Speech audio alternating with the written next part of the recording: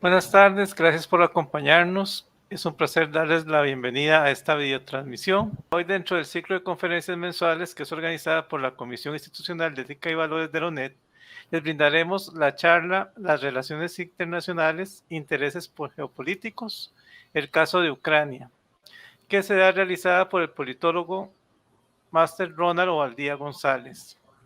Les agradecemos que sirvan inscribirnos en el chat de YouTube sus comentarios y preguntas sobre el tema de hoy, los cuales compartiremos con el expositor en el espacio de preguntas de la charla. Igualmente les indicamos a los funcionarios de la UNED que hoy nos acompañan que podrán registrar su asistencia a la actividad, para lo cual colocaremos un enlace en el chat de YouTube para que lo llenen y así reciban el certificado de participación. Me permito darle la palabra al señor Gustavo Amador Hernández, coordinador de la Comisión Institucional de Ética y Valores, para que presente al expositor. Buenas tardes. A nombre de la Comisión Institucional de Ética y Valores, le damos la más cordial bienvenida a esta actividad académica.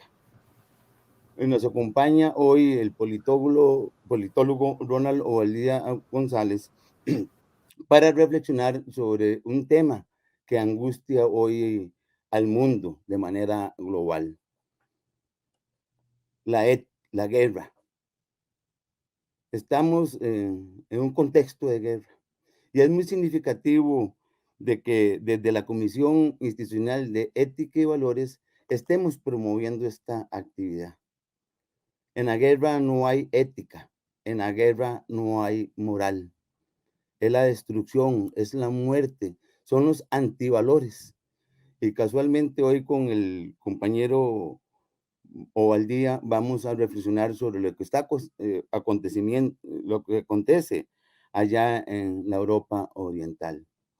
Don Ronald Ovaldía es politólogo, es funcionario jubilado de la Cancillería de la República, del Ministerio de Relaciones Exteriores y de Culto. En su vida profesional, don Ronald estuvo de misión especial en países asiáticos, fue asesor de despachos de diferentes administraciones en la Vicecancillería de la República. Tuvo bajo su responsabilidad la jefatura del Departamento de Política Bilateral, pero sobre todo para los compañeros unedianos quisiera señalar de que don Ronald es un amigo de la UNED. Desde hace 15 años, bajo la perspectiva de migración y desarrollo, se vinculó a proyectos que impulsamos desde la Universidad Estatal a Distancia en la región de Los Santos. Y desde ahí, desde esa trinchera en la región de Los Santos, don Ronald ha continuado participando activamente en las revistas académicas que tenemos, en encuentros, y hoy pues también nos acompaña en este tema, repito, que casualmente es lo antiético y lo antivalores, la guerra, la destrucción, la muerte. Don Ronald, muchas gracias por aceptar la participación en esta actividad. Le damos la más cordial bienvenida y la cátedra de una universidad pública, democrática y transparente está a sus órdenes. Muchas gracias, don Gustavo, hermano y amigo directo.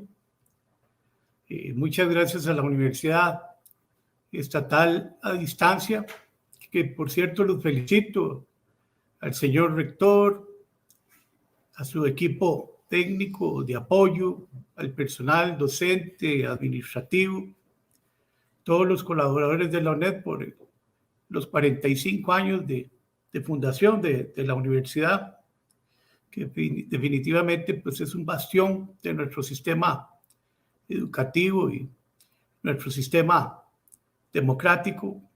Realmente pues siempre me he sentido muy halagado de ser colaborador voluntario de la UNED.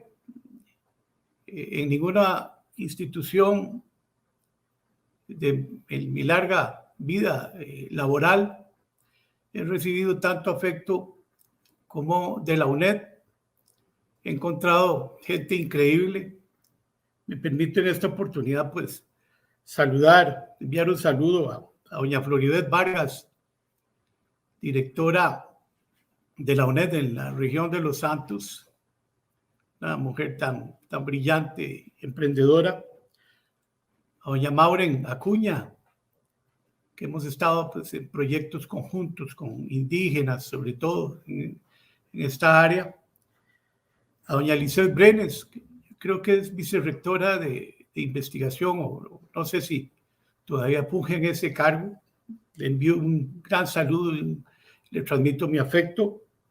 A don Eduardo Castillo, que creo que ahora está en el Consejo Universitario al lado de don Gustavo Amador y doña Mauren, gente pues muy inteligente y muy capaz. Le envío también un saludo a doña Francisca Corrales, creo que es docente de la Escuela de Administración de la UNED.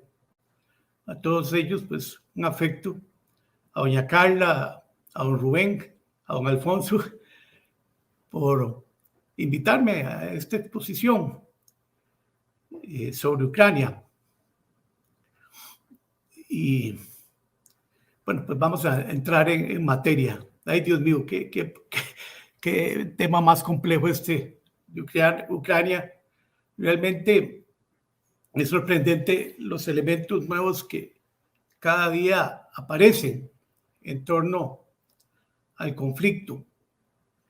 Les voy a contar primero una anécdota que me pasó quizás que en el gobierno de Miguel Ángel Rodríguez, que estaba don Gonzalo Facio Segreda, canciller de la República en el gobierno de don Daniel y Oduber y de don Pepe Figueres, y después fue embajador, creo que en el gobierno de don Rafael, sí, fue embajador en el gobierno de don Rafael Ángel Calderón y también en el gobierno de don Miguel Ángel Rodríguez. En ese gobierno me encontré con él en nuestra embajada en México. Él era embajador en México, brillante, por cierto. En México todo el mundo le pedía opinión a don Gonzalo sobre hechos internacionales y hasta de la política nacional mexicana. Y como ya pues ya somos adultos mayores, en esa ocasión le pregunté a don Gonzalo, mire don Gonzalo,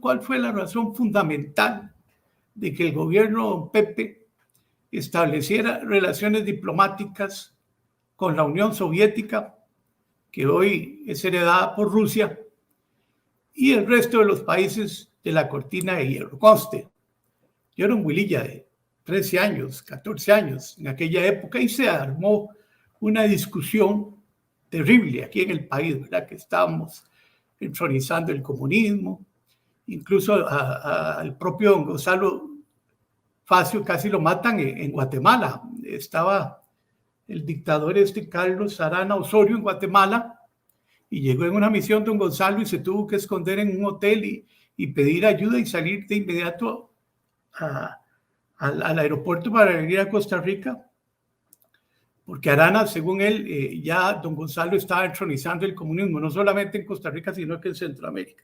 Bueno, la respuesta de don Gonzalo Facio fue, mire Ronald, Rusia es uno de los pueblos más inteligentes del mundo y yo me adhiero a la inteligencia. Un hombre como don Gonzalo pues me dice, yo no soy tan inteligente como ellos, pero los rusos son muy inteligentes y yo siempre los he admirado a pesar de mis posiciones políticas. A partir de ahí me dio un sentimiento bastante arraigado sobre los estudios de la Unión Soviética y de Rusia. Y en verdad me puse a reflexionar que este pueblo ruso, además de ser tan inteligente, es sorprendente. Sorprendente, y en esa oportunidad tuve la oportunidad de intercambiar puntos de vista con don Gonzalo.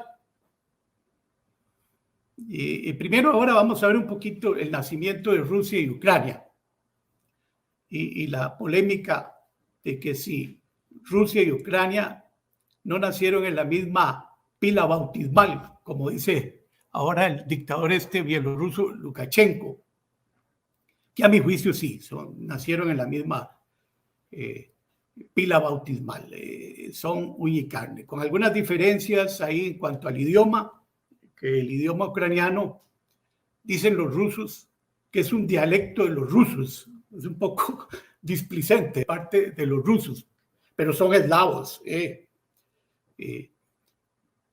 Y bueno, ahora no me voy a adelantar cuando veamos un tanto la historia, pero son tan sorprendentes los rusos que mire que han derribado civilizaciones, ¿verdad? A los zares, al zarismo, que desde siglos que estuvo dominando la Rusia, lo derribaron por completo, ¿verdad?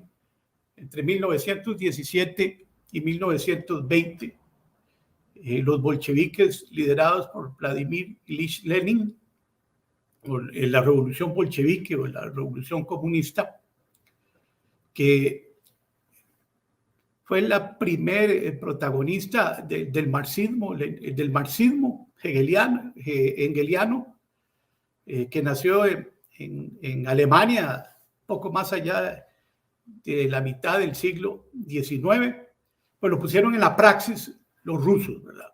Para derribar a los zaristas. Luego vienen y se convierte prácticamente Rusia con la revolución bolchevique en la antítesis, vean qué interesante, del capitalismo mundial. Es la antítesis. Sale con el comunismo. No nos enfrasquemos mucho en cuestiones ahí teóricas con respecto al comunismo. ¿Qué es el comunismo? Como decía Michael Lowy, un trotskista francés, la parte medular del comunismo o del socialismo es que va en contra de la propiedad privada y del lucro que se desarrolla en el mercado, ¿verdad? Claro, es mucho más profundo, pero esa es la base quizás fundamental del comunismo. Pues viene Lenin y los bolcheviques, hacen toda una colectivización agrícola, desarrollan la industria y fortalecen el Estado. Viene todo un proceso civilizatorio de 1917, de 1920, hasta 1989, que cuando cae ya el muro oeste de Berlín y empieza a desplomarse la Unión Soviética. Y los derriban, ¿verdad? Así de simple, el pueblo ruso. Entonces son sorpresas. Y ahora nos sale Putin con Ucrania y ya vamos a ver pues algunos aspectos y algunos detalles de su gestión. ¿Por qué decimos que Rusia y Ucrania nacieron en la misma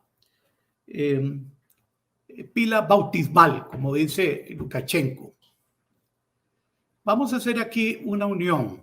Primero, Rusia va apareciendo por ahí el pueblo ruso, este pueblo eslavo, ¿verdad? Tomemos en cuenta que si ponemos el mapa, tal vez doña Carla, ¿verdad? El mapita que tenemos ahí para ir ilustrando los principios, digamos, geopolíticos, históricos también de la Rusia, que ahí traemos un mapa para ir reforzando más nuestra exposición.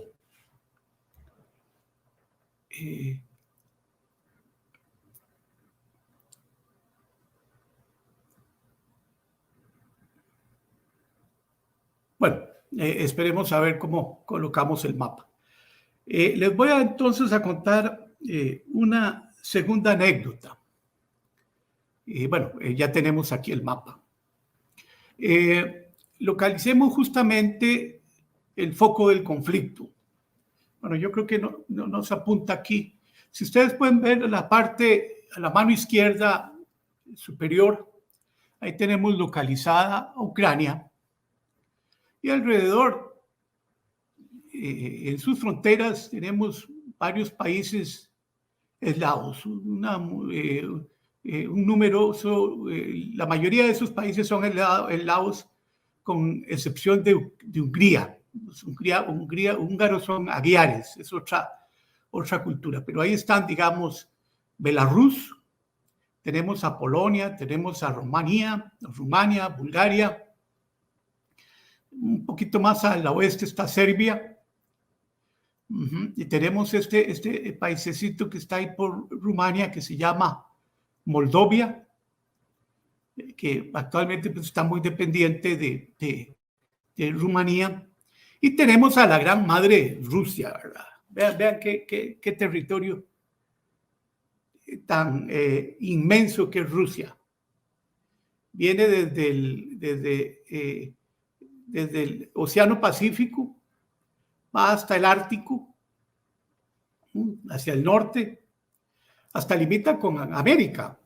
Recuerden ustedes muy bien ese punto aquí de Alaska, ¿verdad? Aquí en la parte superior, hasta limita con Alaska. De hecho, Alaska en un tiempo fue, el siglo XIX perteneció a Rusia, se lo vendió a los Estados Unidos. Hoy Alaska es uno de los estados, de los 50 estados de la Unión Americana.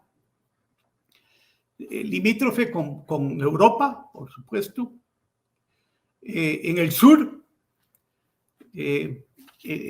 va por el Asia Central hacia el Asia Oriental, límite con China, con Corea, luego con Japón, que tiene, pues por cierto, conflictos con ellos, con la isla Sakhalín.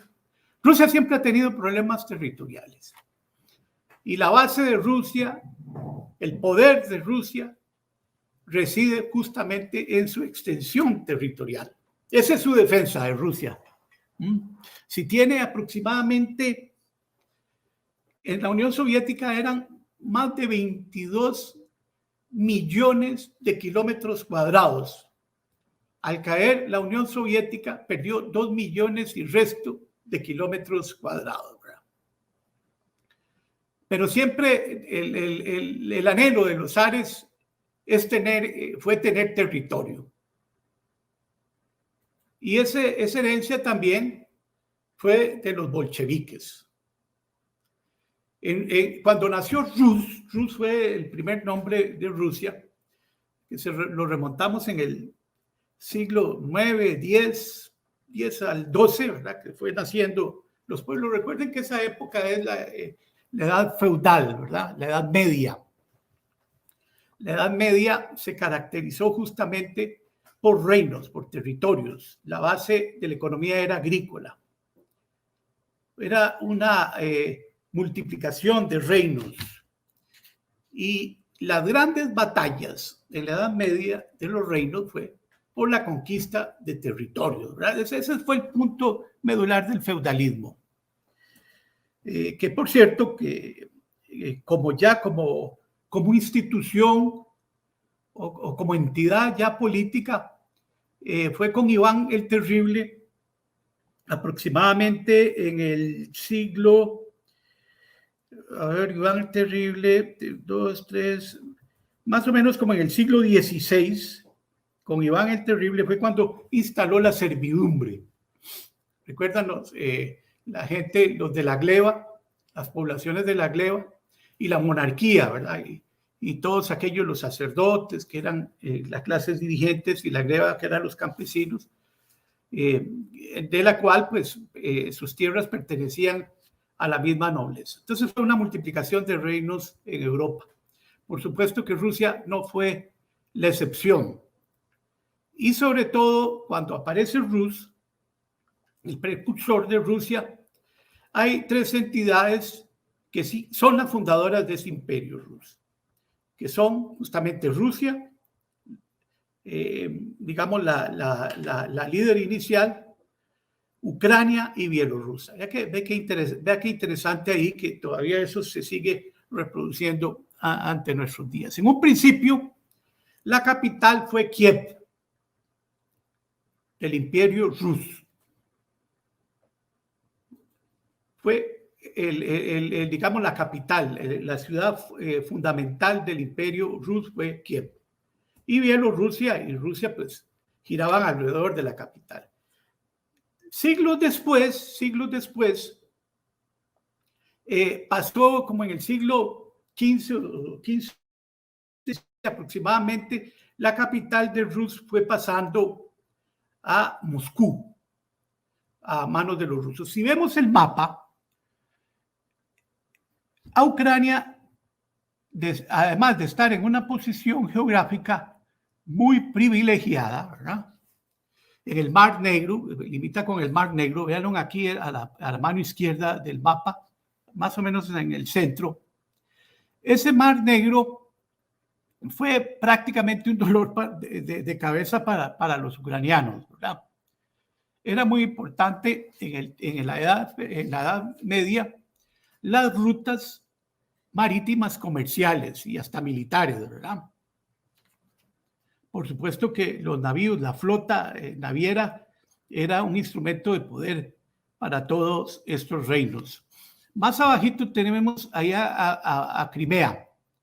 Ucrania fue invadida por polacos, fue apetecida por polacos, por los húngaros, pero se da también en el inicio del Imperio Rus, precursor del Imperio Rusia, luchas religiosas. Y eso hay que contemplarlo también en el conflicto, que tampoco se ha hablado muchísimo. Recuerden ustedes que el cristianismo, sobre todo, se divide en Bizancio y Roma. Hay una separación entre Bizancio y Roma, viene a darse como en el siglo VI, VII, y que tuvo sus repercusiones en los pueblos aislados. De Bizancio nacen pues las iglesias ortodoxas que se separan de Roma por aspectos políticos, ideológicos, pero sobre todo más geopolíticos.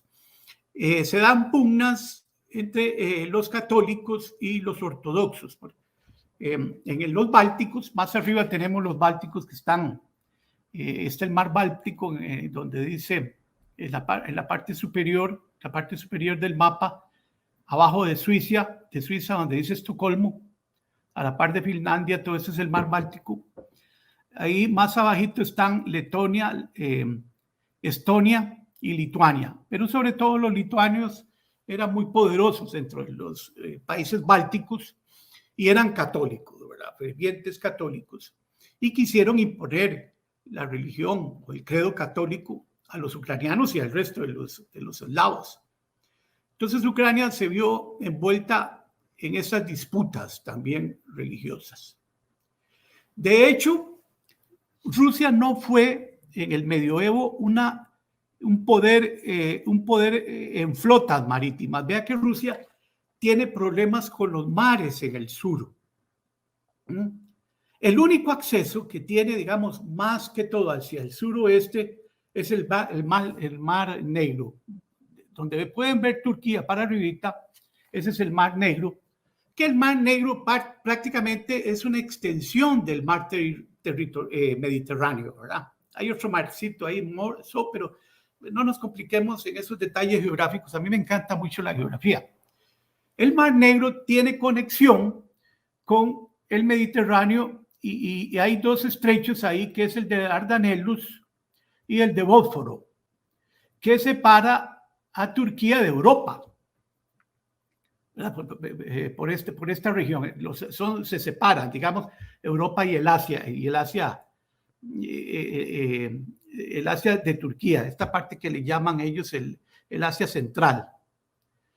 Por ahí está también, más para allá está el Cáucaso.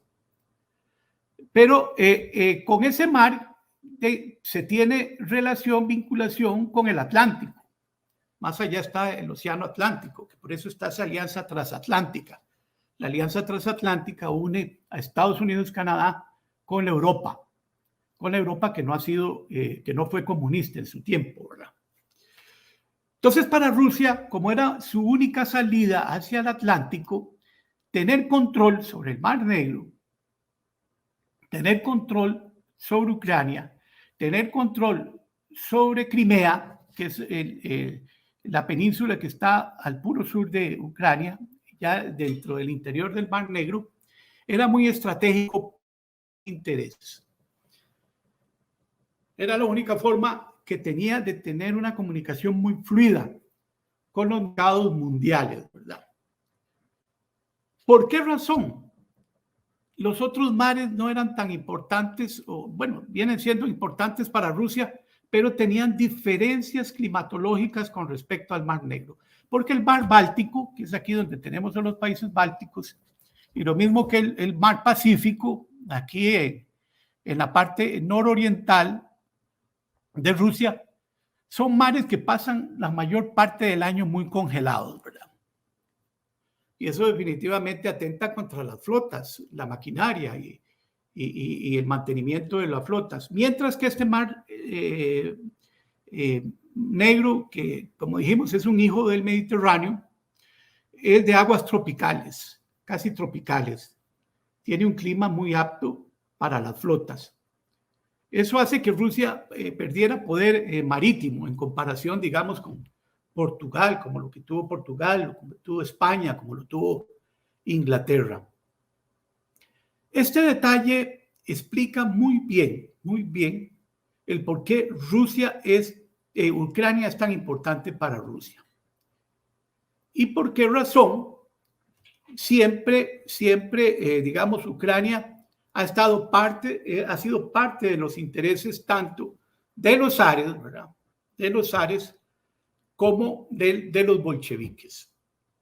Ucrania viene siendo parte de Rusia desde el tiempo de la Edad Media y sobre todo buscó protección en el siglo XVII, siglo XVI-XVII, porque los turcos la atacaban. Vea que tiene casi en las puras narices a los turcos, la atacaban los polacos, los lituanios, que ya dijimos por la cuestión de las reglas religiosas, y pidió la protección de Rusia en el siglo XVII.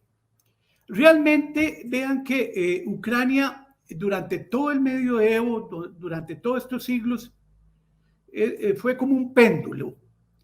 O pasaba a Europa o pasaba a Rusia. Pasaba a Europa y pasaba a Rusia. Se la quitaban parte de los territorios los polacos, los ucranios, estuvieron ahí los turcos, hasta los tártaros de Mongolia, vean, del Gengis Khan, del siglo XII, del siglo XIII, que tenemos más hacia el este, al sureste de Rusia, de Mongolia, los tártaros, la conquistaron durante un tiempo. Y los turcos que tenían muchos apetitos por Crimea. El tema de Crimea y Ucrania siempre ha ido de la mano. Los ucranianos siempre la reclamaron en el medioevo. Y en realidad, mientras Ucrania perteneciera a los dominios rusos, no importaba el tema de Crimea, porque Crimea seguía siendo parte de Ucrania. Entonces no había problemas, Pero también los rusos, para que ellos Crimea no dejaba de ser vital, sobre todo ahora que tienen bases militares y estaban, digamos, dentro de esa ruta marítima comercial. Eso de que Ucrania pasaba a Europa, que pasaba a Rusia, tuvo como evidencia el Imperio Austrohúngaro, ¿verdad? Hasta el Imperio Austrohúngaro viene naciendo como en 1860 y terminó de hecho en el 1919 con la Primera Guerra Mundial, al asociarse Turquía a Alemania. Nació en parte por los intereses de los eslavos y de los prusianos y de los húngaros para contener las invasiones otomanas. Vea que Turquía es vecino totalmente. La separación es por el Golfo de Dardanelos y el Estrecho de Dardanelos y el Estrecho de Bósforo es la separación. Y los otomanos, recuerden que fueron un imperio que perdieron poder en 1917, 1919, que los países aliados de Occidente lo derribaron por haberse aliado a los prusianos o al Imperio Austrohúngaro, que era muy dominado, muy importante eso, por Alemania. Por Alemania era, digamos, el rector del Imperio Austrohúngaro. En gran medida fue amortiguador un amortiguador de los avances turcos. Vean que Turquía incluso llegó hasta los Balcanes. ¿Recuerdan ustedes la guerra de los Balcanes en Yugoslavia, verdad? Donde había musulmanes, ¿verdad? Eslavos musulmanes, porque Turquía era musulmana. Además, Turquía fue un imperio poderosísimo que llegó hasta Egipto y llegó todo al Medio Oriente. Bien lo sabemos, Siria, Egipto, Israel, ¿verdad? Todas esas tierras las dominó el imperio turco. Fue tan poderoso como el imperio mongol o el de Gengis Khan. Entonces el imperio austrohúngaro fue a la vez muy opresivo, muy represivo contra los eslavos. De hecho, la Primera Guerra Mundial nace por el asesinato de Francisco José, el emperador del imperio austrohúngaro, y ahí se desatan todas las guerras porque los eslavos vivían bajo el zapato, bajo la bota de los rumanos y los húngaros, que eran los que tenían el poder, ¿verdad? El poder, si bien era Austria y Hungría, las capitales, las ciudades fundamentales, por detrás estaba el poder germánico. Bueno, aquí tenemos una idea, digamos, geopolítica, geoestratégica, de la importancia que reviste Ucrania para Rusia. El mar, sobre todo por el control de las rutas marítimas, que a pesar de que Bulgaria tiene Mar Negro, que Rumania tiene gran parte en el Mar Negro, Ucrania tiene más una extensión mucho mayor, ¿verdad? Más que todavía que la Rusia. Y recuerden pues que los mares para fines de intereses militares y económicos y comerciales son fundamentales. Vean por ejemplo el caso de Costa Rica, que tenemos que proteger nuestros mares y que tenemos más territorio marítimo que continental. Entonces es un elemento, una pieza vital de la geopolítica, ¿verdad? Los mares, entre otras cosas, como la extensión del territorio, como también la cantidad de población y la calidad de los recursos naturales. Es decir, Costa Rica, tan enana, nunca va a ser una potencia mundial, porque tenemos poca población, recursos realmente pues pequeños, y no tenemos, digamos, una población tan grande que le da poder a los estados, y territorio mucho menos, 51.900 kilómetros cuadrados en comparación a Rusia, que les dije ahora, bueno, 20 millones y pico, 20 millones de kilómetros cuadrados, o sea, no hay comparación, es como comparar una pulga con un elefante. Entonces nunca vamos a ser potencia. Las características de una potencia son esos tres elementos, por eso Estados Unidos, Rusia y China son poderosas, ¿verdad? Porque tienen esos tres elementos, y ahora en la era actual del conocimiento y la revolución científica y tecnológica es otro elemento que se le agrega a las potencias. Y si vemos también la parte espacial, ¿verdad? Que son tres potencias que tienen poderíos espaciales, que mandan esas naves a Marte, la Luna, etc. Eso es otro elemento que se le agrega, el conocimiento, ¿verdad? Aparte de los recursos financieros, bancarios, los recursos energéticos también. Vean que Rusia es un país, es un petroestado. El 50% de su presupuesto nacional proviene de los ingresos del petróleo y del gas. En Estados Unidos, justamente los energéticos, al lado de las ganancias en salud, las ganancias militares y el Wall Street, entre otros, son los que le dan mayor plusvalía a esa potencia. Y ahora China, que además de esos elementos importantísimos, se interconecta con la globalización, y ya vemos que es una de las grandes potencias, no solo militar, sino comercial, y sobre todo comercial y económica, y vamos a hablar después de China, porque también está introducida en este conflicto. Bueno, quedando claro este tema de si Ucrania y Rusia son lo mismo, a mi juicio sí lo son. Si ustedes revisan toda la literatura, hay grandes antagonismos ahí. Los ucranianos dicen que no, que los rusos dicen que sí, y se pierde uno en esa polémica. Pero con estos hechos, realmente yo me quedo en lazos vitales. El oso ruso, como le dicen también, el oso ruso, por grande que es, ¿verdad? Además, por esas tierras de la Siberia, donde andan estos animalitos tan bonitos, por eso su poderío se le dice el oso ruso. Bueno, hemos pasado esta etapa, digamos, de la historia rusa y de Ucrania. Lo más importante aquí, el concepto fundamental es ese péndulo, ¿verdad? Ese péndulo de Rusia, Ucrania, pasaba a Europa, pero se da una situación ya vital. Y es que a fines de la Primera Guerra Mundial se institucionaliza Ucrania como parte de Rusia. Ya es un territorio oficial. Siguen siendo parte de un segmento vital para Rusia por todos los elementos geopolíticos y estratégicos que habíamos hablado. Ya ni los turcos, ni los polacos, ni los lituanos tienen que ver con Rusia. ¿Qué es lo que pasa en la Primera Guerra Mundial? Veamos un asuntito que es lo que reclama ahora los analistas rusos en este tiempo. Y es que la verdad, Rusia ha sido atacada por Occidente. Siempre ha sido atacada por Occidente. Recuerden ustedes las guerras napoleónicas, la de Napoleón, la invasión de Napoleón. También tuvo enemistad con el imperio austrohúngaro.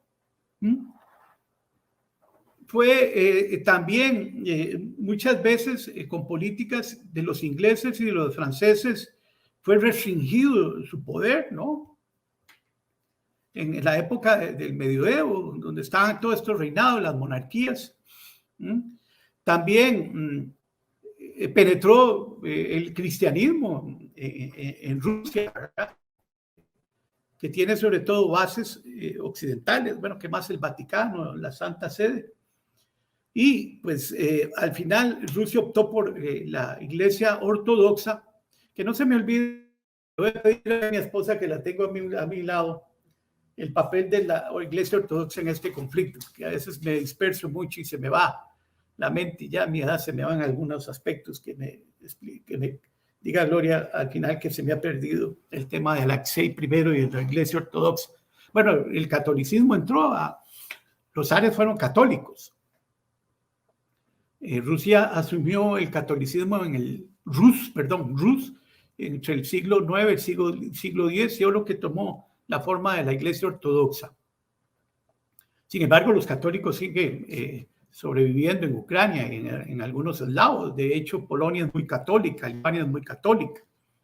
Pero ese ese factor religioso está inserto también en el conflicto y dentro de la nacionalidad rusa. Pero pasamos a la Primera Guerra Mundial. Además de haber sido atacada por Napoleón, que se vio obstaculizado por la nieve, ve qué interesante, por la nieve y todos esos climas tan catastróficos que hay en la frontera rusa y Ucrania y Bielorrusia, por el barro, no pasó, ¿verdad? Que ahí prácticamente quedó derrotado en Napoleón a principios del siglo XIX. Luego fue atacado también por los nazis, ¿verdad? Posteriormente. Aparte de que también Austrohúngaro no ocultó sus ambiciones por tierras turcas. Ya vimos por Ucrania cómo la tuvo, la engulló, ¿no? La tuvo dominada y pudo ir más hacia el oriente. Luego viene los nazis en el periodo de entreguerra que empiezan a hacer Hitler a finales de 1920. Es otra invasión de Europa. Y luego cuando viene la revolución bolchevique, porque Rusia pierde en la Primera Guerra Mundial, es muy importante, Lenin, un tema que también tiene que ver hoy día.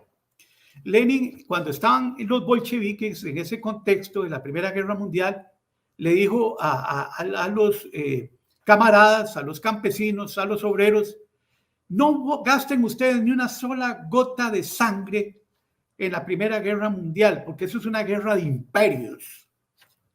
Es una guerra de los capitalistas que quieren repartirse el mundo, que andan peleando por territorios, por las materias primas, por las riquezas.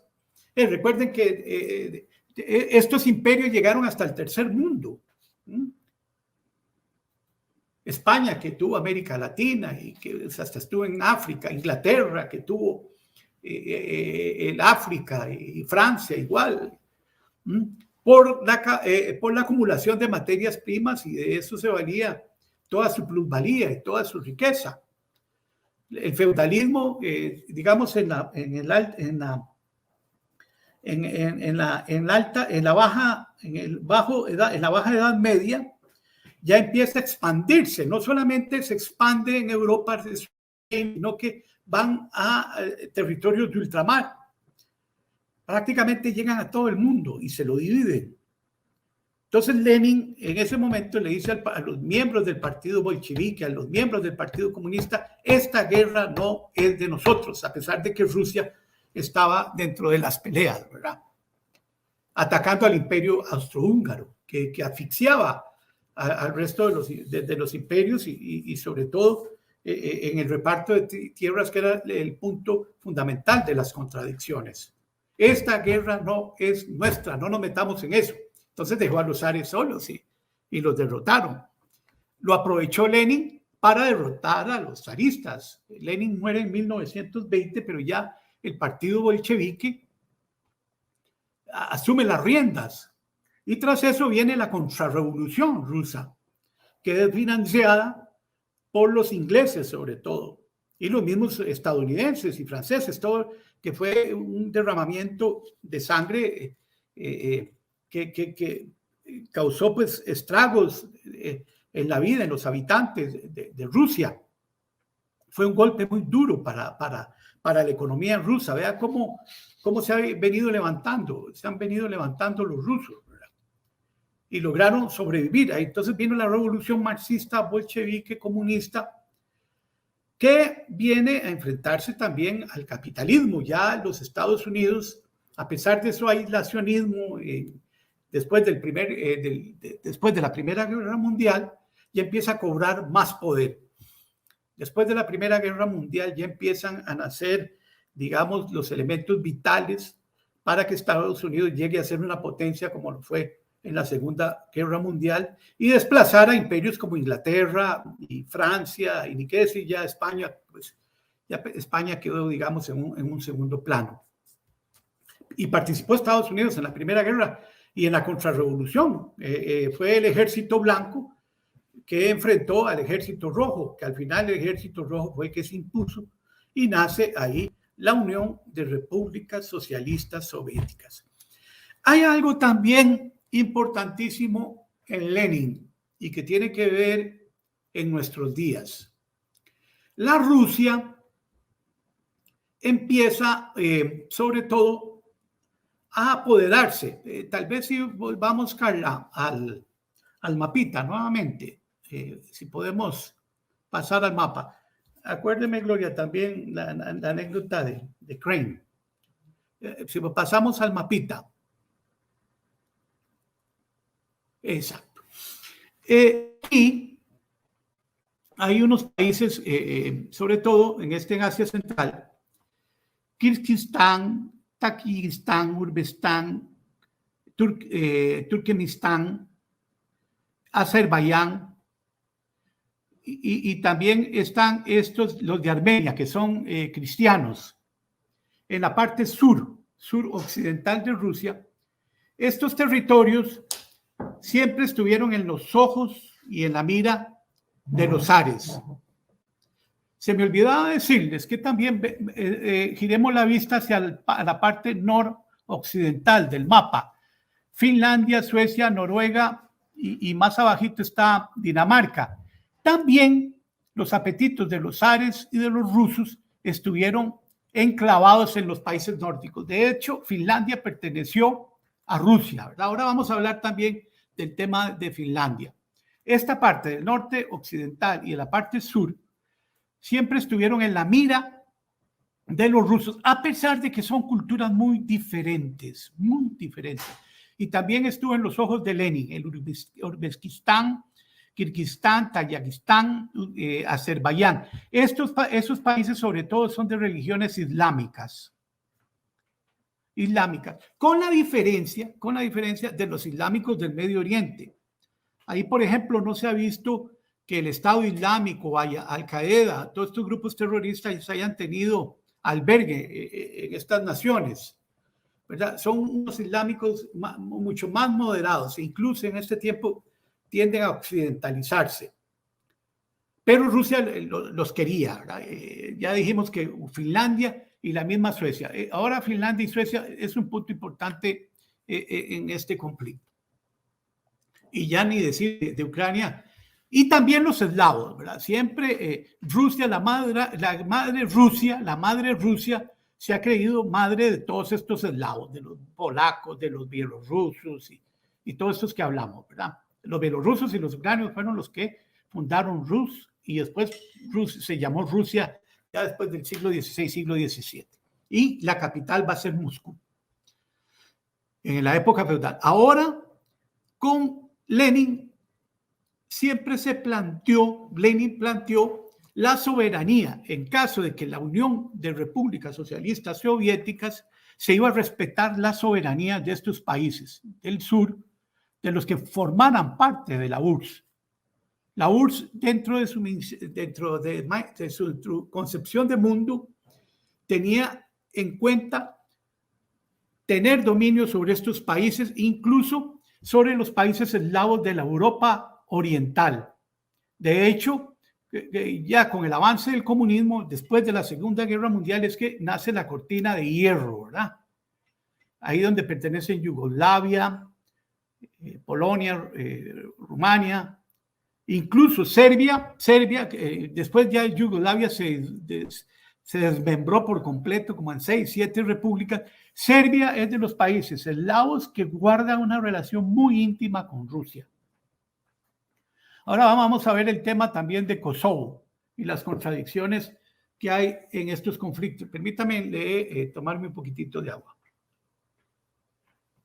Esta es una relación muy íntima del Laos y Rusia. Siempre ha querido ser la madre de todos los eslavos. Por eso se llama la gran madre Rusia. Y ha querido tener injerencia y control sobre esos países, y de hecho la tuvo. Con Lenin muere en 1920 y viene Stalin, Joseph Stalin. La historia de Joseph Stalin es muy contradictoria. Miren, fue un criminal, sí, fue un genocida, todo lo que ustedes quieran, pero tuvo la virtud de industrializar la Rusia, una Rusia primitiva. ¿Qué es lo que dice Putin? Mire, gracias. ¿Qué le dice Putin a los ucranianos? Ustedes eran un estado primitivo, feudal todavía, en la revolución bolchevique, y nosotros invertimos muchísimo en ustedes, en ciencia, en tecnología, en la colectivización agrícola. Se me ha ido un detalle muy importante. Ucrania, vamos a hacer un paréntesis. Carla, veamos los datos básicos de Ucrania, aquí. Mientras doña Carla nos pone los datos básicos. Ucrania, creo que tengo que moverlo yo, ¿o no? Ahí, aquí. Ucrania, además de ser un productor de metales, es uno de los países más ricos en sus suelos, sobre todo en la producción de trigo y maíz, ¿verdad? Y centeno. Es el que abastece prácticamente la alimentación de Rusia. En el tiempo del feudalismo y todavía en el tiempo del comunismo, la comida de Rusia venía de Ucrania, ¿verdad? Es un país que tiene uno de los suelos, digamos, más portentosos, más ricos en el mundo. aparte del acero y los metales. Es un productor de metales. Solo la alimentación, solo los productos alimenticios de Ucrania puede abastecer a casi 600 millones de personas en el mundo, ¿verdad? Si quieren lo vamos bajando un poquito más. En acero también, en petróleo, gas. Bueno, no es tan poderoso como la Rusia, pero sí produce. Aquí el punto fundamental es que sus recursos naturales también han sido ambicionados también por los árabes, fueron ambicionados, ni qué decir, por los rusos, y sobre todo en el nacimiento de la revolución bolchevique. Tienen carbón, pero lo que nos interesa más que todo en esta reseña es el hecho de que los suelos de Ucrania tienen una posición quizás en cuarto lugar en el mundo. El aceite de girasol, que por cierto en Costa Rica es uno de los productos que importamos también maíz, incluso el acero y muchos metales. Prácticamente en el 2021 Costa Rica gastó 143 millones de dólares en metales de acero provenientes de Ucrania. Nosotros lo que le exportamos a ellos más que todo es bananos y piña. Hay mucha desproporción en la balanza comercial. Y hubo un campesinado muy fuerte en Ucrania, ¿verdad?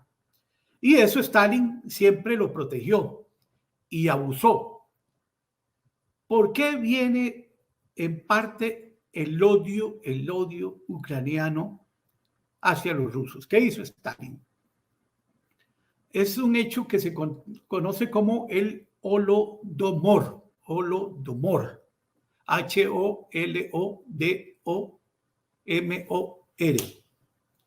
Al ver esa riqueza agrícola, Stalin saqueó a los campesinos, les expropió de sus tierras, empezó a repoblar más a Ucrania de rusos.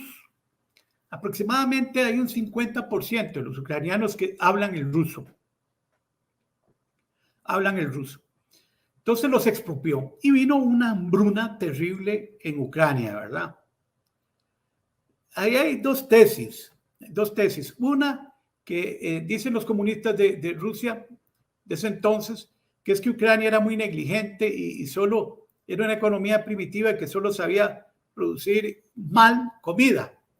Entonces, ¿qué tenía que llegar el comunismo a lograr, digamos, a modernizar esa estructura agrícola? Lo que hizo, pues, ahí fue un despojo y paralelo un genocidio. 2 o 3 millones de ucranianos perdieron la vida, ¿verdad? Los expulsaron. Y aquello pues generó todo un resentimiento. Imagínense 2, 3 millones de ucranianos muertos y que los desocuparan, ¿verdad? Los desterraran y poner rusos, aparte del dominio que tenía la Unión Soviética sobre Ucrania. Con el hecho que también no es el término más adecuado, digamos, no capitalizó, sino que la modernizó.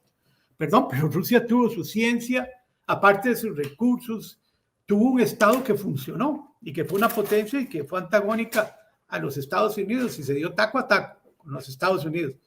Por eso cuando me dicen a mí que es que Rusia es una economía de tercer mundo, eso es una barrabasada. Es una barrabasada. Rusia es la 11ª economía del mundo. Imagínense que con todo ese petróleo que tiene, en el periodo de la preguerra de Ucrania, de Ucrania, 400 millones de dólares diarios obtenía el gobierno por ingresos de petróleo. Y ahora con la guerra, que todavía Occidente no le ha eliminado las compras de gas y petróleo, pero que Rusia aumentó el precio por la cuestión de la inflación, que siempre cuando hay guerras las bolsas empiezan a reaccionar. Hoy en día obtiene 700 millones de dólares diarios por concepto de venta de petróleo y gas. Digamos que son sus vanguardias, sus productos vanguardistas. el petróleo y el gas, como dijimos, da el 50% de los ingresos a Rusia. Pues tienen otras cuestiones más. Además, Rusia tiene ciencia espacial, un ejército poderoso. En estas potencias es muy importante el ejército. Yo decía que Estados Unidos, ¿cuáles son las fuentes de su riqueza? Del ejército nace la ciencia, el Internet y todo esto que ustedes conocen, la ciencia también administrativa y todos estos conocimientos ya de la cuarta revolución industrial y G5 nacen del ejército, porque el ejército siempre tiene que estar bien capacitado para defender el territorio, la soberanía y darle más independencia a los estados y mantener la integridad. Bueno, el caso es que Rusia es un país muy rico e invirtió en Ucrania e invirtió también en todas esas zonas del sur de Asia, invirtió también en los países de la cortina de hierro, a tal punto que después de la Segunda Guerra Mundial se reparten el mundo Estados Unidos y Rusia, ¿verdad? Hay unas zonas de influencia. En el Tratado de Yalta, lo que se da en 1945, por ahí, es una división del mundo. Ya derrotados los nazis o los alemanes, los nazis, en la Segunda Guerra Mundial, hagamos un paréntesis así con los nazis y Hitler.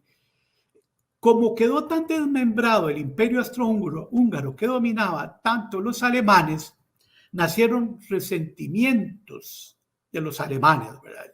Prácticamente los alemanes quedaron en quiebra. En el periodo entre guerras, que es Primera Guerra Mundial y la Segunda Guerra Mundial, nace por eso Hitler, un sentimiento nacionalista, repudia a Occidente. Le quitaron tierras, le pusieron restricciones a los bancos, a las finanzas, lo estrangularon. Y un elemento también fundamental que no podemos que ahora me está preocupando en esta guerra, es que los ganadores, Francia, que siempre envidió mucho a Alemania, e Inglaterra y Estados Unidos pidieron el desarme del ejército alemán. Otra de las tantas humillaciones que sufrió Alemania después de la Primera Guerra Mundial y con el Tratado de Versalles. Quedó aniquilada. El nazismo es un sentimiento nacionalista que aprovecha muy bien Hitler de toda esa frustración, de toda esa agonía, de todo ese sufrimiento de los alemanes, ver deprimido a la nación, y es como nace el nazismo, que empieza a expandirse. Primero entra a Polonia, a Checoslovaquia, se adueña de los Sudetes y tiene aspiraciones, digamos, universales Hitler, ¿verdad? La reivindicación del Tercer Reich, el Tercer Imperio, que también Rusia, tanto como Alemania, tanto como Rusia y todos esos países siempre se han considerado imperios. Y por supuesto que en Hitler estuvo el interés de Rusia. Todos los países de Occidente se unen y Rusia también aparece aliada. Churchill dice, ya estaba asentado el comunismo, Churchill dice que era mejor ligarse a Rusia, a la Rusia comunista, perdón, a la Unión Soviética comunista, que ya era la Rusia ampliada, que eran los comunistas menos peligrosos que los fascistas o los nazis. Entonces, por eso fue que se admitió a Rusia dentro de los países aliados. Recuerden que ustedes que Rusia estuvo aliada a Italia y Japón, porque también en los términos comerciales de exportaciones se veían totalmente disminuidos por los imperios occidentales, que siempre han sido los más predominantes. Pero ese dominio, ese equilibrio, lo rompió los bolcheviques y lo rompió antes también Alemania. Los bolcheviques fueron creciendo hasta tal punto pues, que llegan a tener después la bomba atómica, después de los Estados Unidos, y una industria y un conocimiento y una ciencia muy desarrollada. Por eso les permitió vencer a Hitler. Prácticamente los rusos, a mi juicio, fueron los que vencieron a Hitler. Aparte de los otros ataques que hubo en Dresde y Normandía, en el lado de Francia, pero los rusos sacrificaron 22 millones de personas que murieron en la guerra. Y Rusia le pasó lo que le pasó a Napoleón, que se enfrentó a las situaciones climáticas y geográficas y no pudo avanzar, y ahí lo agarraron los bolcheviques, el ejército rojo, y los desplemó, los derrumbó a los hitlerianos y los debilitó por completo. Lo que agarraron los occidentales por Dresde y Normandía ya era un ejército nazi que estaba muy debilitado, porque la parte fuerte estaba en la sección de Rusia, en la Europa oriental. Bueno, aquí volvamos al tema de Ucrania. Invirtió mucho, pero mucho Rusia en Ucrania. Lenin le otorga autonomías a estas naciones a las que se apodera Rusia, tanto en el sur, especialmente al sur, e incluso este país que hablamos de Armenia. Les da autonomía. Lenin siempre planteó una autonomía y que si los países no querían ser de la Unión Soviética, que se retirara, no había problema. Aquí aparecen dos doctrinas. La primera es esta de Lenin, darles una autonomía a estos países que engrandecen a la Unión Soviética, pero más adelante con Stalin empiezan a darse los primeros pasos de reducir por completo la autonomía de esas nuevas colonias de la Unión Soviética. Son dos doctrinas, y que incluso con Leonid Brezhnev en el 60 y 70, con el secretario general, el presidente soviético, se afianza más. En un momento determinado, pues estos países que son de culturas muy diferentes, que no son no rusos en cultura, estaban satisfechos. De hecho, la mayoría permanecieron con la Unión Soviética hasta 1989. Habían algunos díscolos. Los pueblos bálticos eran más díscolos, e incluso la misma Ucrania, por lo que les decía del Holodomor o la hambruna, que la aplastó totalmente Stalin, y ahí nacen sobre todo los odios. ¿Qué pasa con Ucrania en el tiempo de la Segunda Guerra Mundial? Y no solo en Ucrania, otros países que se veían, dominados por estas potencias, incluso el Tíbet, que aprovecharon la invasión de Alemania a la frontera, hacia el este y hacia Rusia, y que tuvieron dominio sobre Ucrania, para que nacieran movimientos nacionalistas ucranianos muy fuertes, antisoviéticos o antirrusos. Antisoviéticos y antirrusos. El dolor que les había causado Stalin, la falta de autonomía, la falta de independencia, el hecho que también, ojo, la Iglesia Ortodoxa ya se hacía cargo de los oficios religiosos, del dominio institucional eclesiástico de Ucrania, porque la Iglesia Ortodoxa era fuertísima también en Rusia, a pesar de que en el comunismo fue subordinada. No tiene el mismo poder que le ha dado Putin. Entonces ven estos nacionalistas ucranianos una oportunidad para deshacerse de Rusia. Vean que en el Tíbet, cuando Japón también atacó a China, también por allá anduvieron los mismos alemanes, los mismos tibetanos se aliaron a los no chinos, porque China también fue parte de la Segunda Guerra Mundial, es más, sufrió tanto como el resto de los países. Japón la tuvo dominada, que fue aliado de Alemania e Italia, y la oprimió. Japón oprimió todo lo que fue Corea del Norte, Corea del Sur y más abajo, todos esos países del Asia Oriental. Los ucranianos, entonces, eso lo aprovecharon. Ahí voy a contarles una anécdota, y tal vez, Carla, hoy cambié medio el guión. Si pasamos a la cartita esta de Philip Crane y una anécdota que nos pasó en Costa Rica. Exacto. Les voy a contar este cuento. Ya los viejillos somos muy dados a contar historias y anécdotas. Esto fue en la administración de don José María Figueres. Y la podemos poner un poquito, la letrita, si se puede, Carla. Ok, yo creo que sí está bien. Resulta ser que América Central y el Caribe pasó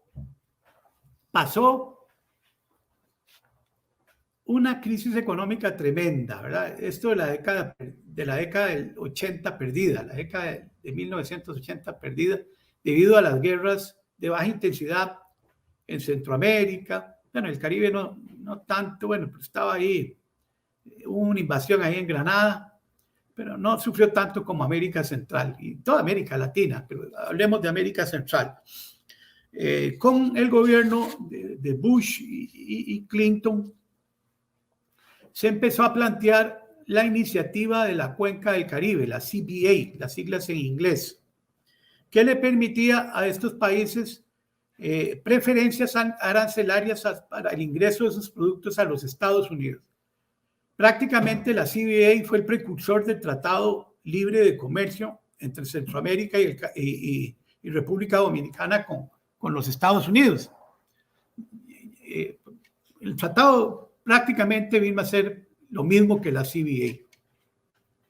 Y había muchos congresistas en los Estados Unidos muy resistentes a ampliar la CBA, de tal forma que eso le permitía a nuestros países introducir, exportar sus productos libremente, impuestos y aranceles al mercado estadounidense.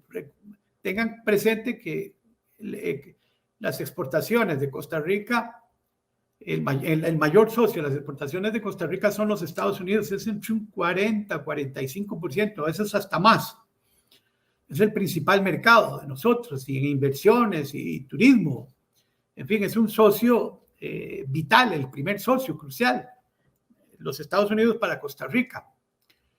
Pero estaban muy reticentes los congresistas a ampliar la CBA.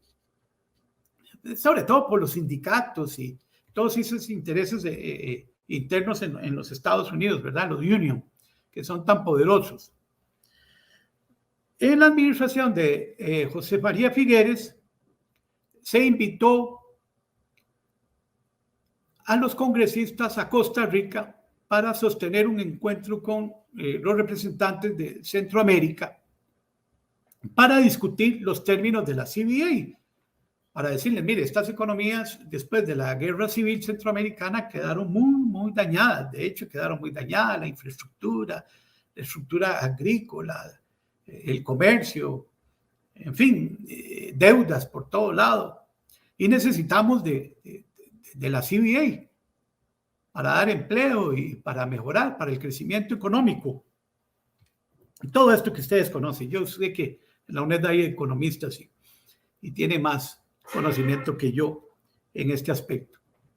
Bueno, se hicieron las conversaciones, llevamos a ciertos lugares turísticos, llegaron unos congresistas. Recuerden que el Congreso se divide entre el Senado y tiene dos cámaras, la Cámara de Representantes y el Senado en los Estados Unidos. Vinieron más representantes, se vinieron a Costa Rica y lo llevamos aquí al funicular, ahí en Guapiles. Y en la ERC se hicieron las conversaciones, estaba de canciller don Fernando Naranjo, y había que tratar bien y chinear a estos grandes señores. De repente, por cierto, era don Luis Guillermo Solís Rivera, un brillante diplomático. Bueno, se nos metió en política. Yo no sé por qué don Luis Guillermo se nos metió ahí, un hombre honorable, inteligente, se nos metió en política. Ahí ya es muy complicado todo. Estaba de director de política exterior y era el principal asesor de don Fernando Naranjo, el canciller. Y de repente, en un espacio ahí determinado, llamaron al canciller, a don Fernando Naranjo, los representantes estos, vino el congresista Philip Crane, que era el que estaba promoviendo la ampliación de la CBA para nuestros países, y llamaron a don Fernando y le entregaron esta carta en inglés, que prácticamente es yo no sé en términos diplomáticos qué le podríamos decir, es una advertencia. Así, a resumidas cuentas, dice, conste, esto es un documento histórico que solo ustedes lo conocen. ¿De qué infidente que soy? Bueno, pero estamos en academia y lo más importante es la academia. Y la academia está por encima de todo, ¿no? Y tiene que haber transparencia y libertad de pensamiento, libertad de cátedra. La carta lo que dice es por qué Costa Rica le estaba dando albergue a un fugitivo nazi ucraniano que había matado a una chiquita, a una adolescente, creo que 14, 15 años, dice así, sí, una adolescente, aparte que había hecho otros crímenes. Y este hombre anduvo por varios países del mundo escondiéndose, primero de la persecución, no llamemos persecución, de la justicia judía y las cortes penales internacionales. Ustedes saben que todos los nazis y genocidas han sido perseguidos y hay películas sobre eso. Unos se escondieron ahí por América del Sur. Pues este vino a dar a Costa Rica. Que en paz descanse, se llamó Don Bohdan Kozik. Y le entregan esa carta al canciller. ¿Cómo puede ser posible, canciller, que ustedes estén albergando a este genocida, tal por cual, ¿verdad? Que mató judíos. Recuerden que habíamos hablado de los nacionalistas ucranianos que se aliaron a los nazis para deshacerse del dominio de los bolcheviques soviéticos, ¿verdad? Y por los odios ancestrales que había habido. Y aparte que ellos querían su autonomía, su libertad, su independencia, su cultura, que es lo que están diciendo ahora, defender su cultura, su integridad como territorio, como comunidad, que supuestamente se los está negando Rusia. Claro, esto fue un susto para todos nosotros. El Congreso de Estados Unidos tiene más de 430 representantes de todos los distritos electorales que están representados dentro del Congreso de los Estados Unidos. Y venían más de 60 firmas, imagínense, 60 firmas de 431. Ahí están las firmas de estos congresistas. La más destacada, bueno, que conocemos más, es Nancy Pelosi, que es actualmente la presidenta de la Cámara Baja. Vean, 60. Aquí está Nancy Pelosi, por cierto, en la segunda columna abajo. Una mujer poderosa.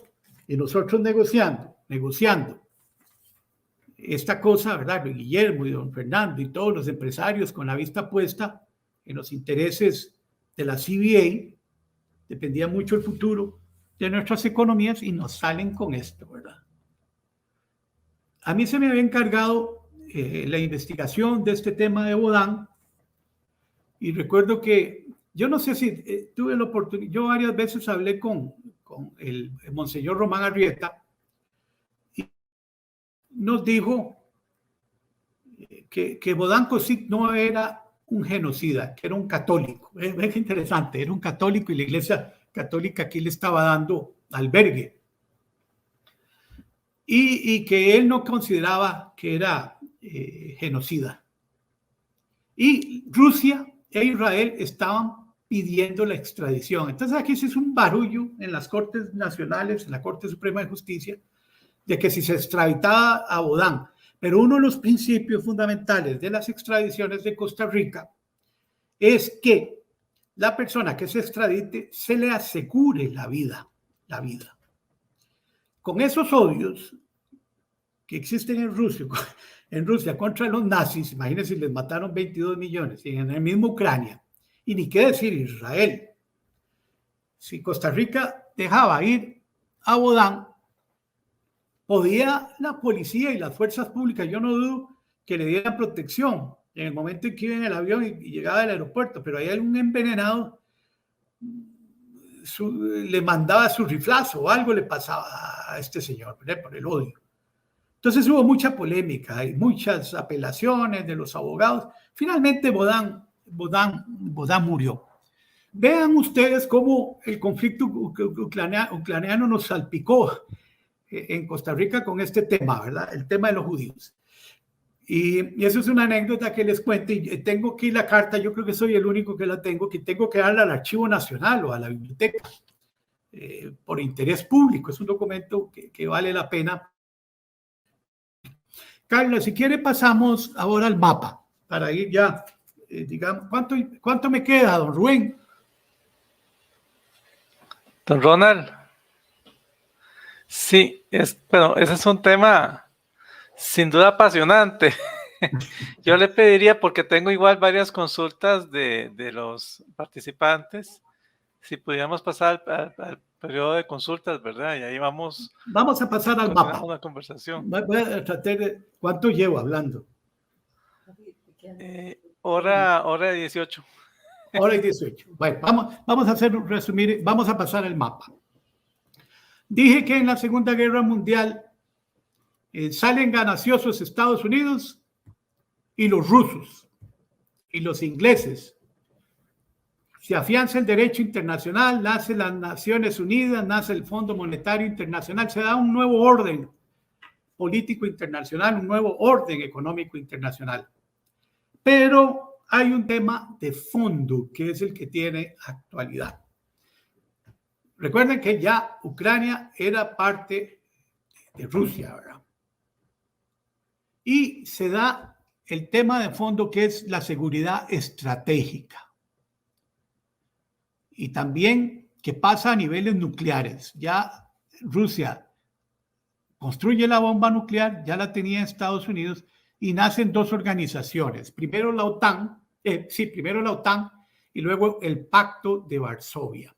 Hay una división del mundo. Esto quiere decir, por ejemplo, que América Latina va a ser, como dicen ahora, el traspatio o el patio trasero de los Estados Unidos, y Rusia va a conservar estos territorios, pero vienen también los movimientos colonialistas, que eso tal vez no nos va a dar tiempo de hablarlo, los movimientos colonialistas en Asia y en África. ¿Qué pasa aquí?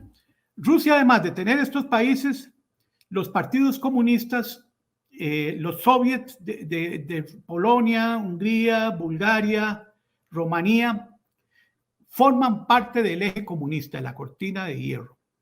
Hay una división ideológica entre capitalismo y comunismo. Es lo que viene a ser la Guerra Fría, Occidente no se va a meter en términos de seguridad global en esta parte de las comunidades eslavas ni en Rusia. Esto va a ser cubierto por el Pacto de Varsovia. La OTAN va a estar supeditada en Occidente de Europa, lógicamente en Canadá y por supuesto Estados Unidos, que es el principal financista. El principal financista de la OTAN. Eso es lo que se llama seguridad estratégica. La división mundo en dos bloques, la Guerra Fría. Una competencia abierta entre dos ideologías, entre dos grandes potencias, Rusia y los Estados Unidos. Entonces, Rusia empieza a dominar los movimientos de independencia en África, la guerrilla en América Latina, y viene el suceso, digamos, más amargo en la historia, que fue los misiles en Cuba, ¿verdad? Tiene razón, y lleva mucho razón doña Belia Bogaere, colega de ustedes, cuando dice, bueno, es que Estados Unidos protestó cuando Nikita Khrushchev, el presidente de Rusia, puso misiles en Cuba y brincó los Estados Unidos. Casi ahí sí se da la Tercera Guerra Mundial. ¿Qué pasa ahora? Para ir más adelantando. En 1989 cae la Rusia, ¿verdad? La Rusia prácticamente burocratizada. El hecho de financiar a todos estos países del este y los movimientos guerrilleros y también problemas internos en el manejo de la economía se desploma tremendamente. Ahí aparece la figura de Gorbachev, de Mikhail Gorbachev, que empieza con el perestroika y glasnost a hacer reformas a Rusia. Vio que el país estaba muy corrupto. Primero no soportó la carrera armamentista, que fue hasta el espacio, ¿verdad? Ahí sobre todo Reagan empezó a modernizar más sus armas Y como era una competencia armamentista, también se le ponía detrás de los talones Rusia, y se fue desfinanciando, se fue desplomando, problemas en la productividad de Rusia, en el manejo económico, en fin, y luego sobre todo financiaron a Cuba. A Cuba le daba casi como $200 millones anuales, y otros movimientos insurreccionales, y prácticamente tenemos a Rusia que se desploma en 1989. Y empiezan estos países a salir de la órbita soviética. Polonia, recuerden ustedes, Polonia, la Alemania Oriental, que en la guerra alemana se dividió Alemania Oriental y Alemania Occidental, cayó el muro de Berlín, se unificó Alemania. Estos países alcanzaron la independencia también. Ucrania lo obtuvo en 1991. Fue de los primeros países que dijo, bueno, y lo mismo que Belarus, y lo mismo que los países estos bálticos, los que componían ya directamente la Unión Soviética, aprovecharon la oportunidad y se independizaron. A pesar de todo, Rusia quedó con un reducto que fue la CEI, la Comunidad de Estados Independientes. Vean cómo la historia tiene sus secuencias y tiene sus maravillas. Digo yo, no es la misma historia, no, la historia no se repite, son particularidades. Pero entre la CEI participan nuevamente Bielorrusia, Ucrania y Rusia, como un vestigio, digamos, de la Unión Soviética, y luego se une Kazajistán. Ucrania toma la decisión de darle todo su material nuclear, sus armas nucleares a Rusia. No querían con eso, a pesar de que antes había habido la catástrofe de Chernóbil. ¿Qué pasa con Putin? Encuentra, ya para ir adelantando, es que esto es un tema apasionante. Putin entra en el 2000, pero antes está Boris Yeltsin. Rusia entra en un caos económico. Me lo cuenta don Fernando Naranjo, que fue canciller, ilustre canciller, en una de sus misiones, que ahí no, imagínense lo que es Rusia a acomodarse al mercado libre, si no lo había conocido, si la economía centralizada, estatizada de Rusia, planificada de Rusia, en donde no había mercado, no había propiedad privada, donde no había ni lucro, tiene que adaptarse a un nuevo sistema. Un punto, Rusia está hoy interconectada a la economía mundial. Por eso es muy tonto cuando se dice que Putin es como Hitler. Es un barbarismo tremendo, ¿verdad? Porque ahí no hay tema racial, no hay un problema. Don Ronald. Ok. Sí, pues, vamos a pasar a la parte de consultas. Sí, señor. Pero voy a tratar de unirlo un poco con lo que usted iba mencionando. Qué pena con usted. Bueno, hay tres preguntas, pero a veces la primera sería precisamente eso que usted estaba hablando de la parte de economía, ¿verdad? Tengo aquí una consulta sobre si es una buena estrategia lo que está haciendo Estados Unidos, ¿verdad? Ahorita pensando en ya no comprar el crudo o el petróleo a Rusia, sino a Venezuela. Y si esta estrategia económica, ¿qué tan efectiva es que se está dando a nivel mundial, ¿verdad? Y aislando económicamente a Rusia. Esa sería una consulta, ¿verdad? Igual las capacidades de Rusia para poder afrontar la situación. Luego tengo otra consulta que tiene que ver con la península de Crimea, que usted lo mencionó en algún momento. ¿Qué relación tiene con la tensión actual y por qué es que a Rusia le conviene que hayan territorios separatistas? Y el tercer aspecto, ya el último de las consultas, tiene que ver con el papel de los medios de comunicación. ¿Realmente es tan grave la situación? ¿Están exagerando la información? ¿Qué papel juegan estos medios de comunicación, verdad? Inclusive ha habido hasta algunos que han dicho que esto podría ser el punto de lanza o el iceberg de una guerra ya mundial que nadie lo quiere afrontar. Entonces, lo dejo con esos tres aspectos: la parte económica propiamente, la estrategia de la parte económica, ¿verdad?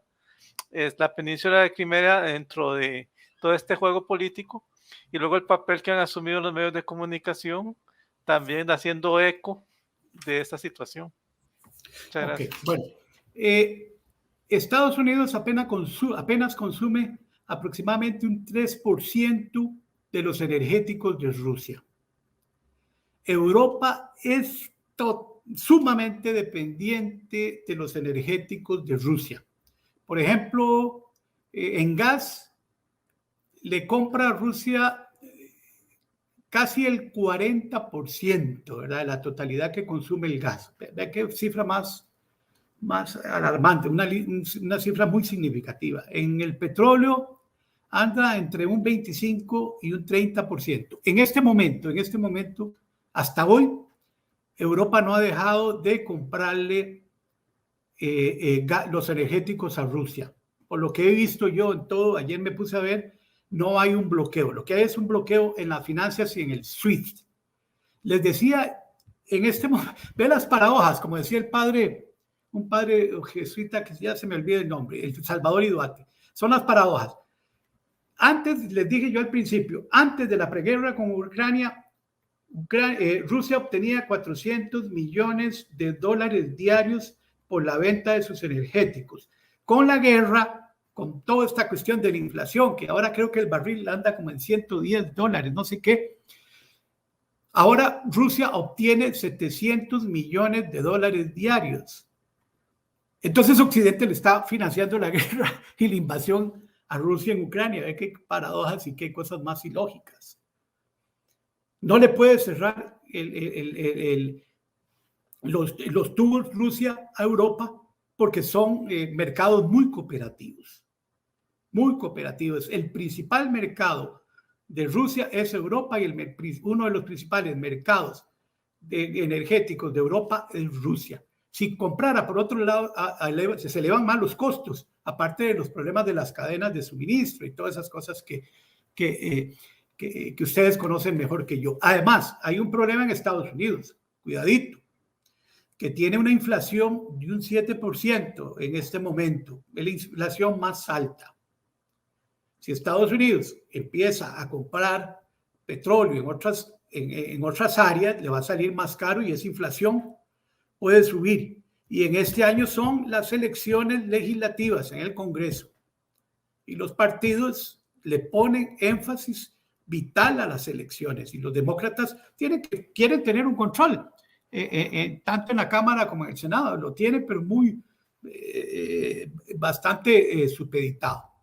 De manera que ahora es la polémica de que si se le cierran los tubos, que por cierto los tubos pasan por Bielorrusia y Ucrania.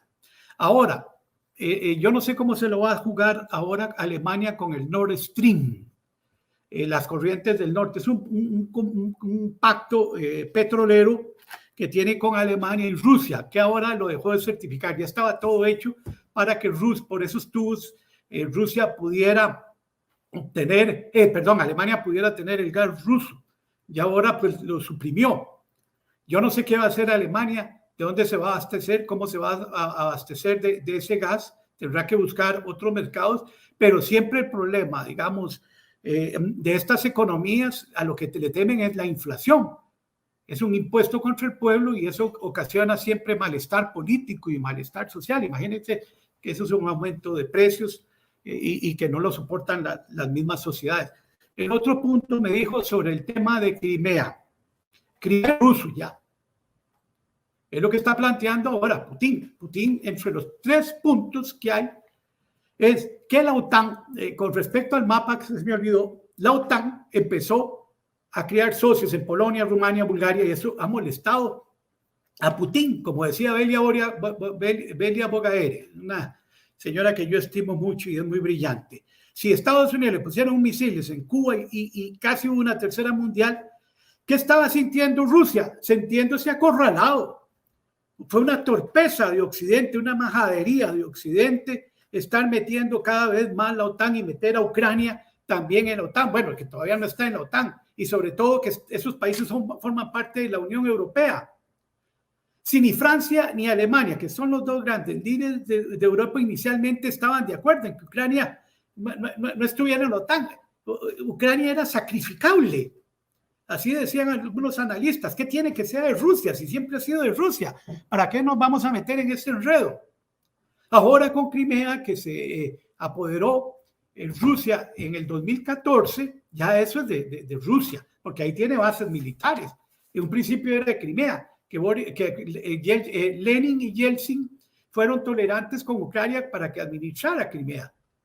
Pero ¿qué pasa? En el 2014 ya empieza, primero, antes está la Revolución Naranja en el 2005-2006. No nos olvidemos de la Revolución Naranja en Ucrania, que empieza Ucrania a liberalizarse y a optar por los postulados de la democracia liberal occidental, que fue en el 2005, que eso dio origen también a la primavera árabe 5 años después, que es una democratización que se cree que se va a dar en el mundo no democrático. Luego, eso era una amenaza para Rusia, que Ucrania se liberalizara. Entonces le quita Crimea y querían también Ucrania tener un acuerdo libre de ingreso a la Unión Europea. Al final lo que obtuvieron fue un acuerdo comercial con la Unión Europea. Fueron amenazas para Rusia. Tenía la OTAN encima de las fronteras. Querían meter a Ucrania. Ahora quieren meter a Suecia y Finlandia, que era lo que les decía anteriormente.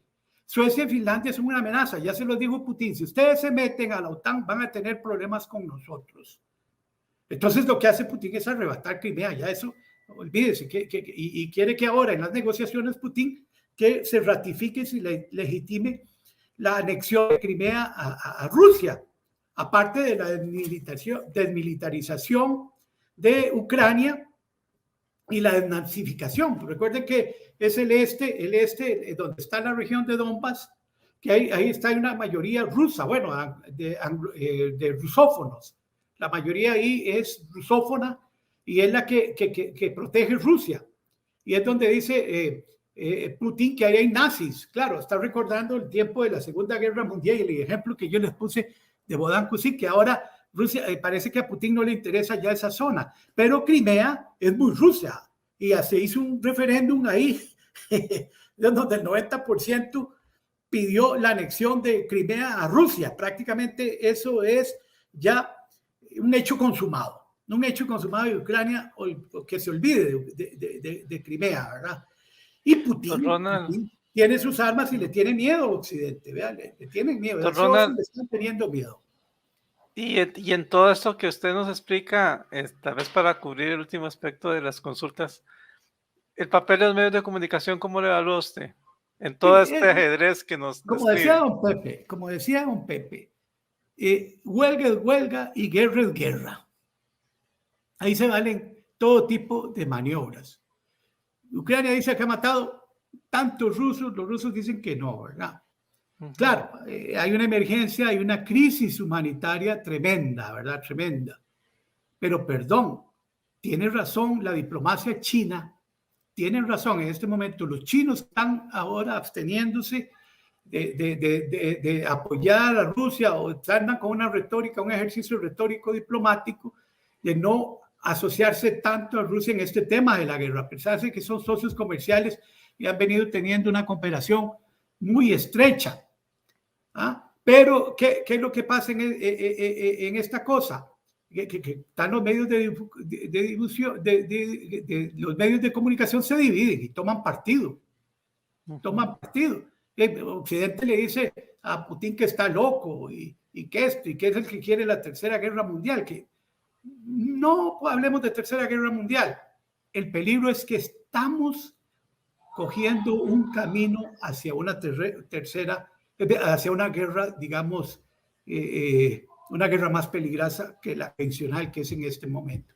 Pero los medios de comunicación se prestan para eso, y no solo los medios de comunicación. En este momento están los ciberataques de Estados Unidos, que demandan ciberataques y vienen a deformar también las informaciones en Rusia. Los hackers se meten en las televisoras rusas y dan todo el crimen y toda la emergencia que hay en Ucrania para informar a la población y para tener en un futuro una sublevación contra Putin, que Putin se está jugando todas las cartas en esto, no crean. Y no es ningún loco ni esto. Putin lo que hereda es toda una tradición rusa. Está defendiendo su país. Y mentira es que se venía preparando hace unos años. No, cualquiera que hubiera estado ahí en la presidencia. Las potencias mundiales no son administradas ni gobernadas por padres píos, por el padre Pío. Son intereses, y más en esas potencias donde los intereses son múltiples.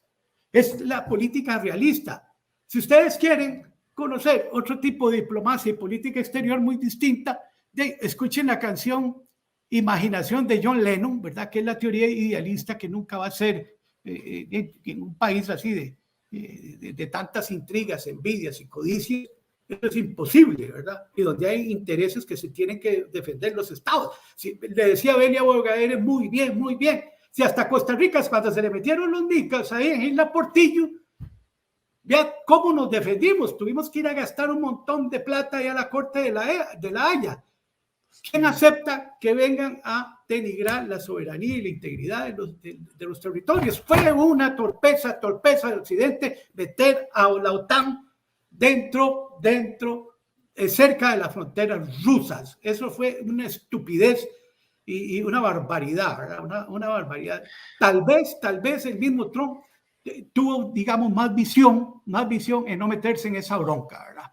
Con Putin. De hecho, Trump mencionó, ¿verdad?, que lo había manejado todo diferente.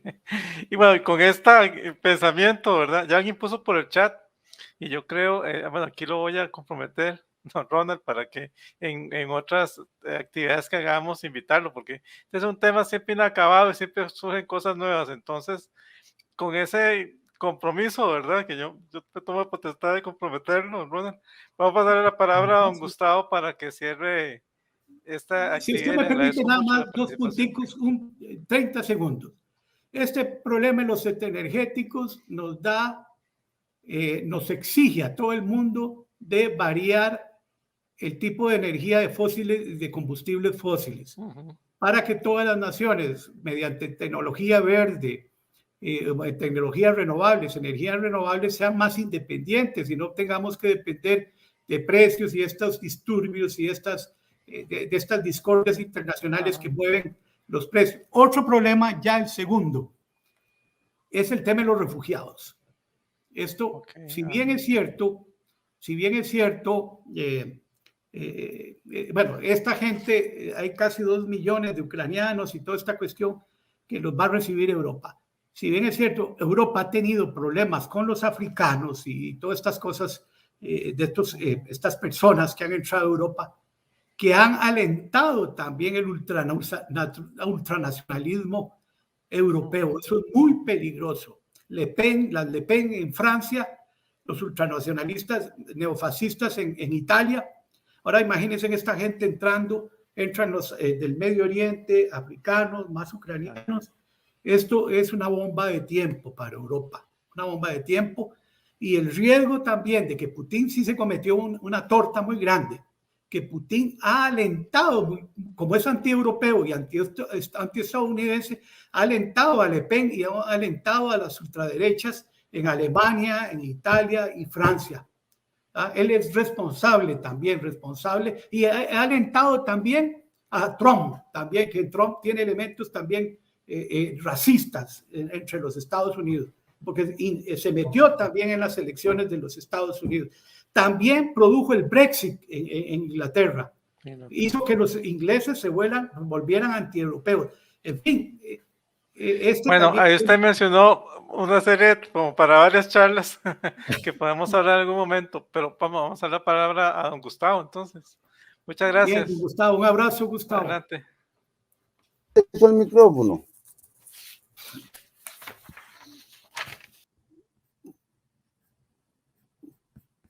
Perdón, el micrófono y la cámara. Adelante. Bueno, muchas gracias, don Ronald, por haber compartido con nosotros esta tarde sobre este tema de la actualidad mundial.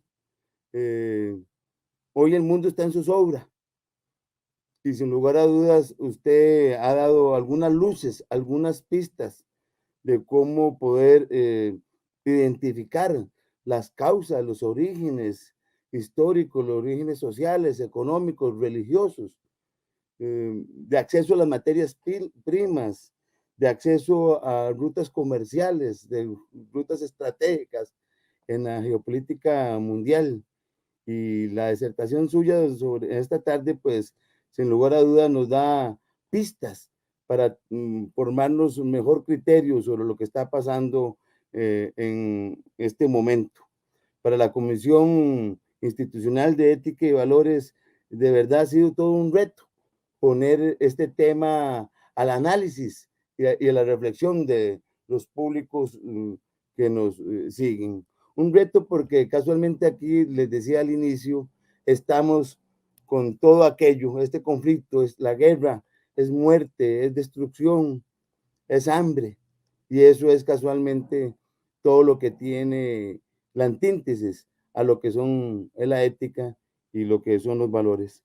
Don Ronald, de nuevo, a nombre de la Comisión Institucional de Ética y Valores, el agradecimiento por su participación, y ya don Alfonso lo ha señalado, usted deja el tema picando para invitarlo a compartir sobre la geopolítica mundial en futuras oportunidades. Muchas gracias de nuevo, don Ronald. A la orden Muchas suya. gracias de nuevo a la comunidad universitaria y al público que nos ha seguido. Recordamos a los estudiantes, a los funcionarios y a las funcionarias de la UNED que de seguido pueden acceder al enlace para que puedan registrar su asistencia y hacerles llegar posteriormente el certificado. La Comisión Institucional de Ética y Valores les da de nuevo la más profundo gracias por habernos acompañado en esta tarde.